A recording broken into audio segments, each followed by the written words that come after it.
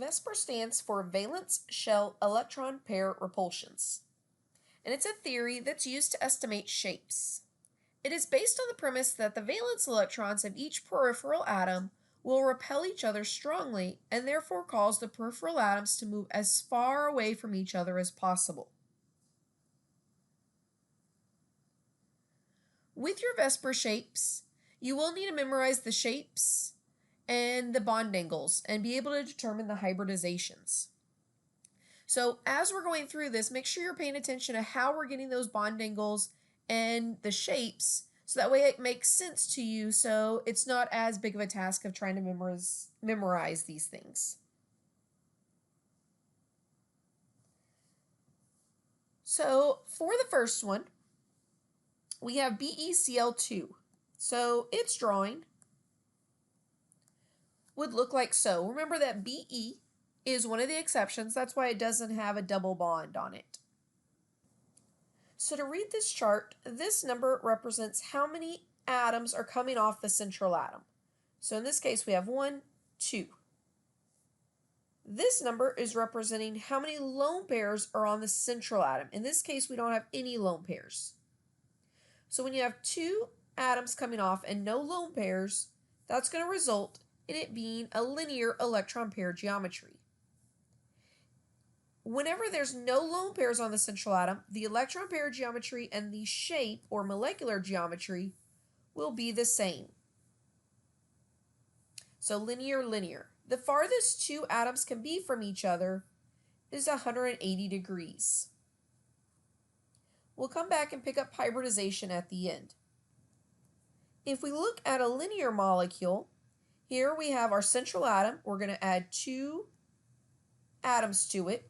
Notice they're going to try to repel each other. If I put them closer, they're going to repel and get back to 180 degrees. We can see our molecular geometry is linear and our electron pair geometry is also linear. The next one is Bf3. Just like beryllium, boron doesn't need a double bond, so it just has the 3 fluorines coming off.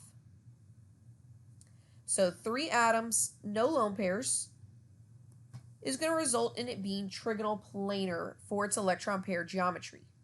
Just like before, we have no lone pairs, so my shape is also trigonal planar. So if I add another atom, notice it's planar, so it's all in one plane, and the farthest they can be is 120. The easiest way to remember that is I think of a circle is 360. 360 divided by 3 is 120 for each of the bond angles because it's still flat.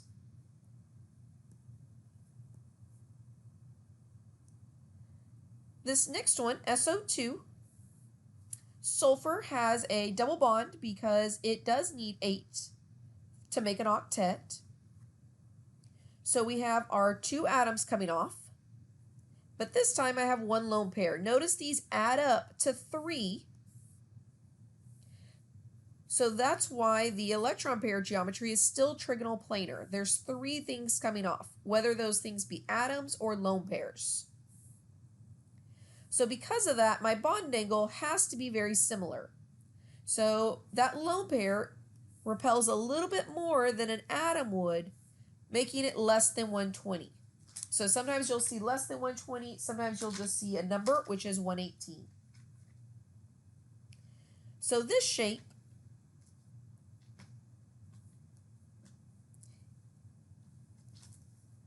we're looking at the shape that these 2 atoms are in relation to each other. Notice it's no longer linear.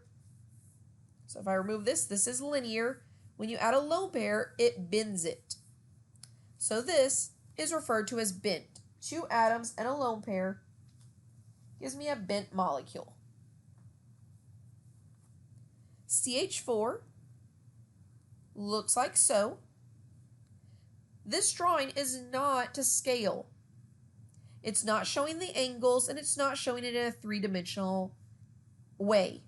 So when you draw things, don't just assume my bond angle is going to be 90 because that's the way that it was drawn. So this one, we have 4 atoms coming off and no lone pairs. That's going to be a tetrahedral electron pair geometry. Because there's no lone pairs, I know that my electron pair geometry and shape have to be the exact same.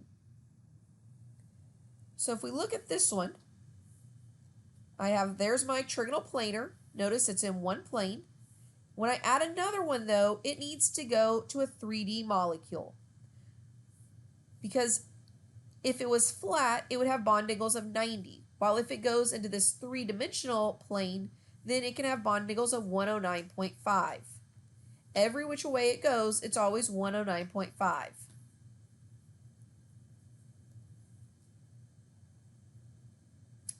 NH3 also has 4 things coming off, so it's also tetrahedral electron pair geometry, but I only have 3 atoms, so the shape can't be tetra anything because there's only 3 atoms.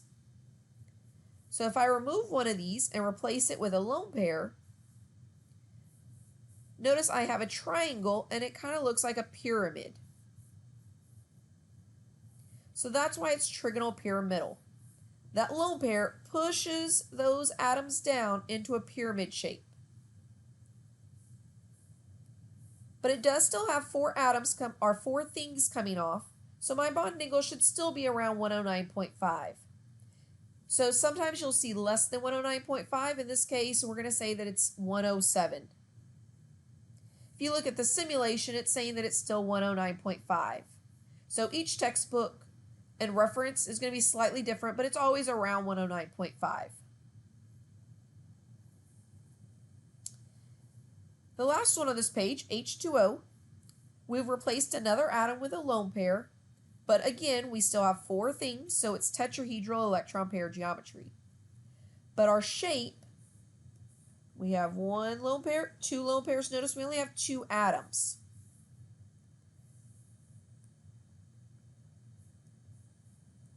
So I have my 2 atoms, I have 1 lone pair, 2 lone pairs. Notice that those atoms are not straight, it's another bent shape.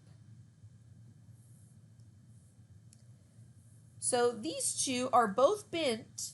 The differences in bent, though, are the bond angles. This one has 2 lone pairs, or 4 things coming off, making it a much smaller bond angle than this one, which only has 3 things coming off the central atom. Tetrahedral electron pair geometries will always be very similar in bond angles. For hybridization is telling you which orbitals are overlapping to produce that structure. When we did electron configuration, we had the s orbital, the p orbital, the d, and the f orbital. When we drew the s, we only had 1 orbital, and it held 2 electrons. The p can hold 3 orbitals, or has 3 orbitals, and it holds 6 electrons. The d had 5 orbitals, holding 10 electrons. So to get my octet, I'm filling my s and my p orbitals. If I go past an octet and have an expanded octet, that's when I'm going to start getting into the d's. Very important to realize s has 1 orbital and p has 3.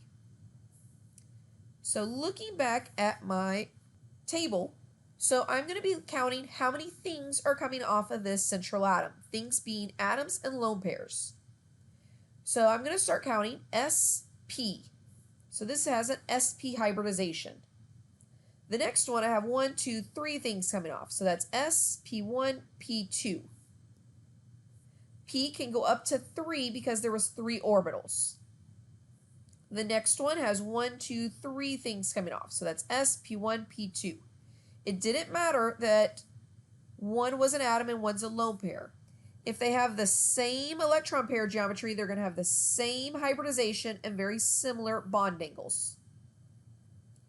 For tetrahedral, I have 1, 2, 3, 4 things coming off. So that's s, p1, p2, p3. They all have 4 things coming off, so they're all sp3 hybridized. Next, we're going to when you have 5 things coming off the central atom. So PF5, you have phosphorus in the middle, 5 fluorines coming off. So if we were to look at that, we have 2, 3, 4, 5 things coming off. So in the middle, you have trigonal planar. So notice your 120 in the center. So there's my trigonal planar with bond angles of 120. But if I look from top to side, I have 90-degree bond angles. So we have a triangle in the middle, and we've got a pyramid going up and a pyramid going down. So this one is trigonal bipyramidal. There's no lone pair, so trigonal bipyramidal is the shape as well. This one is the only one that has two bond angles. It's 120 and 90. I have my 120 for that trigonal planar in the center, and then 90 going up and 90 going down. Again, we can see that here. 90 up, 90 down, and my 120 is in the middle.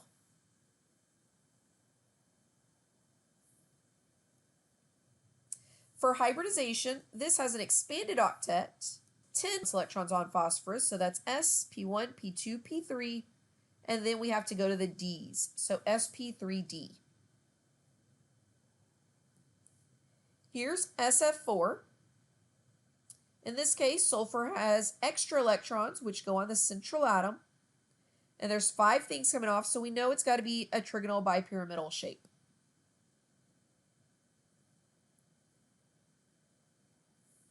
So if one of these gets removed, there's my tetrahedral. I'm going to add a lone pair. Notice that it's going to add that lone pair in the center where the 120 was.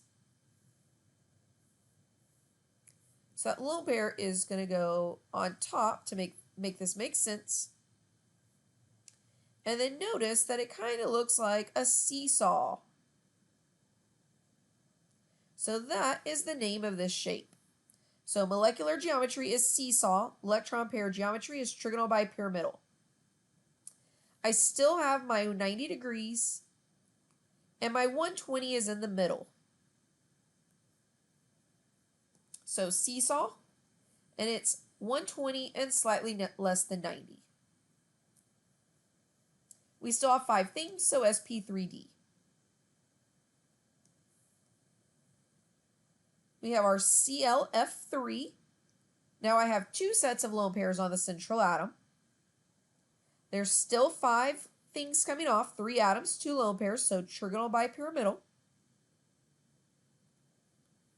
I'm going to remove an atom and replace it with a lone pair. So now my lone pairs are both in that 120-degree angle, and I'm left with only these 3 atoms. They're exactly 90 from each other. They're all in one plane. All the atoms are. So it's flat, and notice it's making a T shape, which is its name, T shape. And we only have 90 degrees because we'd have a 90 there and a 90 there. We have 5 things, so sp3d. Last one in the trigonal bipyramidal electron pair geometry is I3. We have 3 sets of lone pairs. So basically I'm taking away that whole 120 section that was in the middle.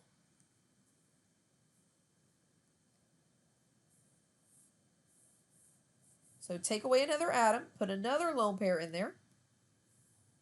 So notice all my lone pairs are in the center, and they're keeping these 2 atoms far away from each other, 180 degrees.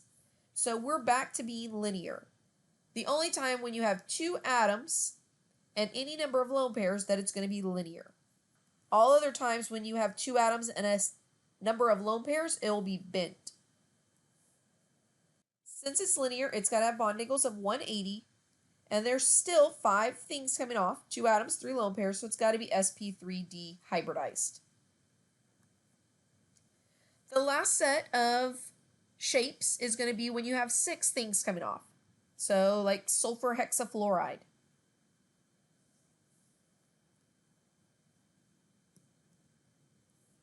So when I have 3, 4, 5, 6, in the center you have a square.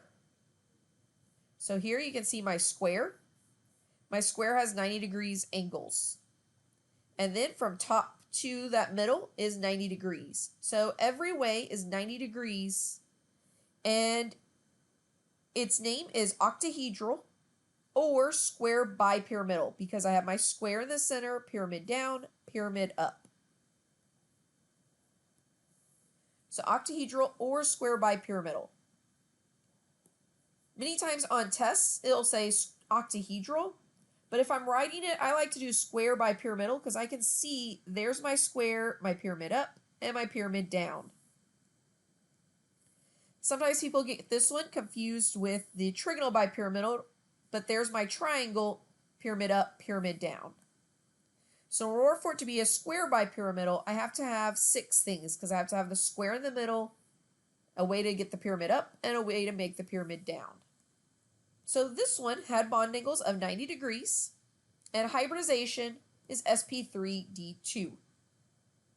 So for BRF5, we're going to replace one of those fluorines with a lone pair. We still have 6 things, so it's octahedral or square bipyramidal. So if I replace one of these with a lone pair, now we still have that square, and then we have a pyramid. But we don't have a bipyramid because we only have one pyramid, so that's why it's square pyramidal. But my bond angles were still 90, and my hybridization is still sp3d2. Now, if I replace another fluorine with a lone pair, so it's still octahedral or square bipyramidal. If we remove another atom and add a lone pair to it, notice that it turns flat again. And it's a square with 90-degree angles. So that's why we're going to call this one square planar. Because it's flat and it's in a square form. So it's 90 degrees and sp3d2. So to make sure that you understand how to read the chart, here are some structures. I already gave you the structures for time's sake. Read the questions and answer them. So figure out what the shape is or the bond angle. When we're asking shape, remember that we're asking for the molecular geometry. Pause the video and answer these 6 questions. Restart when you're done. So this first one, we had 1, 2, 3, 4 atoms coming off, no lone pairs. So 4 atoms coming off, no lone pairs, would result in a tetrahedral shape. The next one, we have 1, 2, 3, 4, 5 atoms and no lone pairs. 5 atoms, no lone pairs, is 120 and 90. So you did need both of those. I have my 120 in the center, and I have my 90 from top to bottom, or from top to center and bottom to center. The next one, I have 1, 2, 3 atoms and 2 lone pairs. So that's 5. 3 atoms, 2 lone pairs is going to be a T shape. The next one, I have 1, 2, 3, 4 atoms and 2 lone pairs. So that's 6 things all together. So 6 things, 4 atoms, 2 lone pairs with square planar. This one asks for hybridization, so that shouldn't really be something that you're having to memorize. It doesn't matter if those atoms are coming off by single bonds or double bonds. I have 1, 2 things coming off. So that's got to be SP. And the last one, I have 1, 2, 3 atoms coming off and 1 lone pair, so that's 4 things all together. And anytime there's 4 things coming off together, I know it has to be around 109, specifically the 107.